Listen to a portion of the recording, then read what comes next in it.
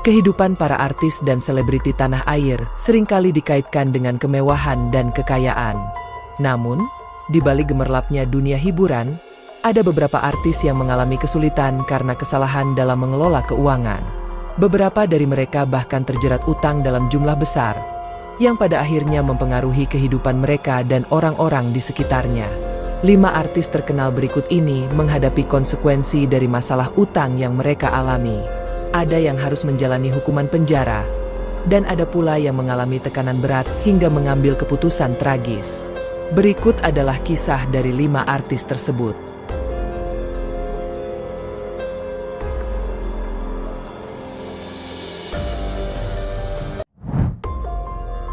Jeremy Thomas.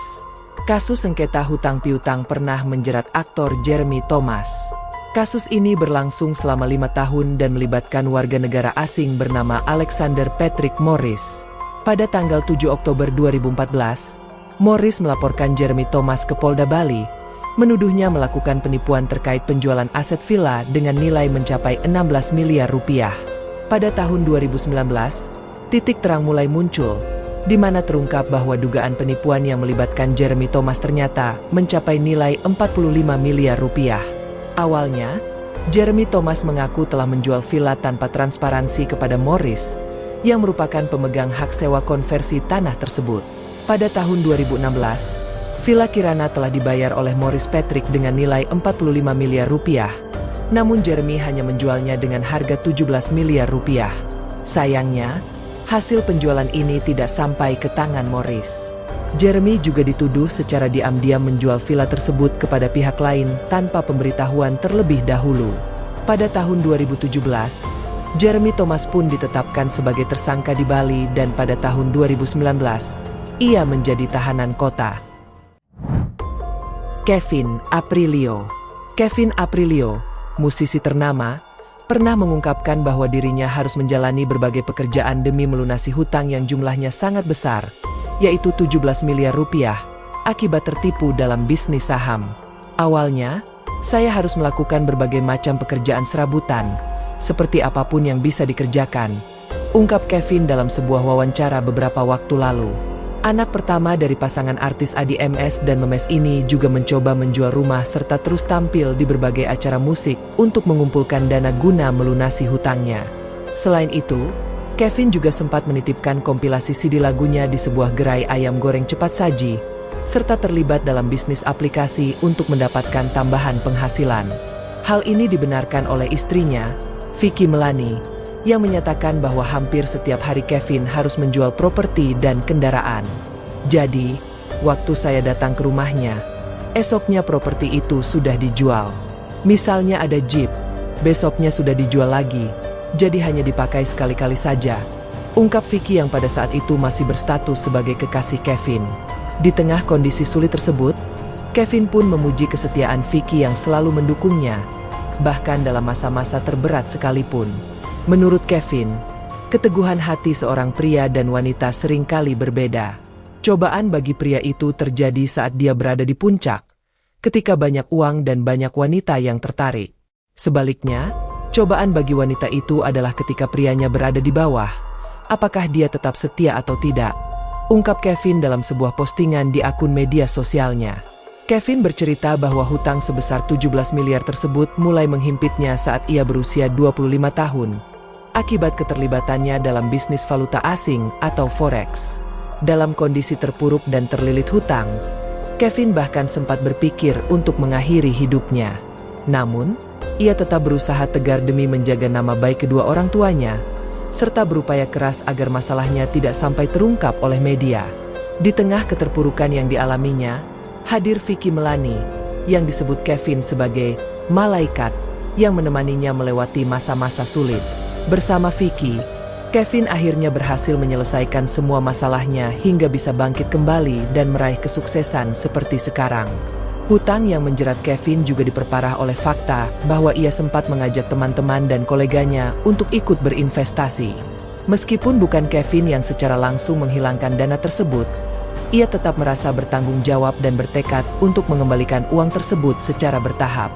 Bukan nasabah, tetapi orang-orang yang percaya dan menitipkan uangnya kepada saya. Mereka tidak ingin memenjarakan saya karena tahu saya bertanggung jawab. Mereka juga tahu yang mengelola uang itu bukan saya. Saya hanya perantara, tegas Kevin Aprilio. Delon Tamrin. Perceraian antara Delon Tamrin dan Yeslyn Wang akhirnya terungkap dalam sidang di Pengadilan Negeri Jakarta Pusat. Salah satu alasan yang menjadi pemicu perceraian tersebut adalah ketidaknyamanan yang dirasakan Yeslyn terhadap beberapa sikap Delon. Menurut Osner, pengacara Yeslyn, Delon memiliki kebiasaan yang kurang baik, seperti berjudi dan sering meninggalkan rumah tanpa izin istrinya. Osner juga mengungkapkan bahwa jumlah hutang Delon sudah mencapai angka miliaran rupiah. Kebiasaan ini menimbulkan tekanan fisik dan mental bagi Yeslyn Wang. Bahkan, Yeslyn harus menggunakan tabungannya untuk melunasi hutang-hutang Delon yang semakin bertambah. Kondisi ini diperburuk dengan seringnya debt collector datang ke rumah, mengganggu kenyamanan Yeslyn, sehingga dia merasa terpaksa melunasi hutang-hutang tersebut. Berdasarkan hal tersebut, majelis hakim akhirnya mengabulkan perceraian Delon dan Yeslyn. Yeslyn berharap setelah perpisahan ini, ia dapat menjalani hidup yang lebih tenang dan berharap Delon bisa memperbaiki diri di masa depan. Angela Lee. Angela Lee pernah mengalami masa sulit akibat terlilit utang hingga miliaran rupiah, yang akhirnya membawanya ke jeruji besi. Beberapa waktu lalu, Angela harus menjalani hukuman di Polres Sleman, Yogyakarta, terkait kasus penipuan dan penggelapan barang mewah senilai 26 miliar rupiah. Kondisi tersebut terjadi karena ia tidak mampu melunasi utangnya.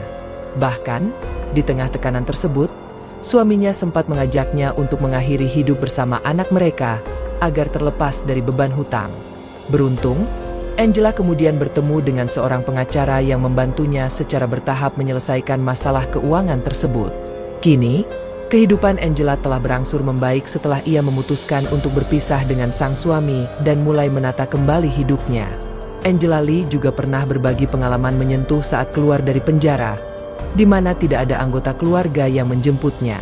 Waktu itu keluarnya mendadak. Jadi saya juga tidak tahu kalau hari itu saya akan pulang. Rasanya seperti seorang gelandangan, ungkap Angela dengan penuh kejujuran. Bintang sinetron tersebut juga menceritakan momen haru saat ia bertemu kembali dengan putranya, Louis, 1 hari setelah bebas. Waktu itu, Louis seperti agak lupa dengan saya, dan ketika saya bilang, "Ini Mami," baru dia sadar, ucap Angela sambil menahan tangis. Setelah pertemuan emosional tersebut, Angela memeluk erat putranya dan memohon maaf. Kini, setelah berpisah dari suaminya, David Hardian, yang tinggal di Semarang bersama anak mereka, Angela telah menikah lagi dengan seorang pengusaha kaya bernama Alexander. Marlia Hardy. Marlia Hardy mungkin bukan nama yang dikenal oleh generasi saat ini. Namun, di era 1950-an, ia adalah salah satu artis yang sangat terkenal di Indonesia. Sayangnya, tahun lalu, Marlia Hardy menjadi sorotan publik ketika ditemukan sudah meninggal di rumahnya sendiri. Yang membuat berita ini semakin menyentuh adalah kenyataan bahwa ia diduga bundir. Saat ditemukan, Marlia Hardy meninggalkan 7 surat perpisahan untuk 7 orang temannya. Dalam surat-surat tersebut, tersirat alasan mengapa ia nekat mengambil keputusan tragis itu. Salah satu suratnya ditujukan kepada Ketua Persatuan Artis Film Indonesia, Parvi, saat itu, Ratno Timur. Di dalam surat tersebut, Marlia menyebut bahwa langkah yang diambilnya merupakan jalan terbaik. Dari hasil penyelidikan, diketahui bahwa sebelum kejadian tersebut, Marlia Hardy sempat merasa diteror oleh sejumlah ancaman yang ia terima melalui surat-surat anonim. Ancaman tersebut berkaitan dengan masalah utang piutang yang melibatkan arisan kolektif yang diikuti oleh 135 orang.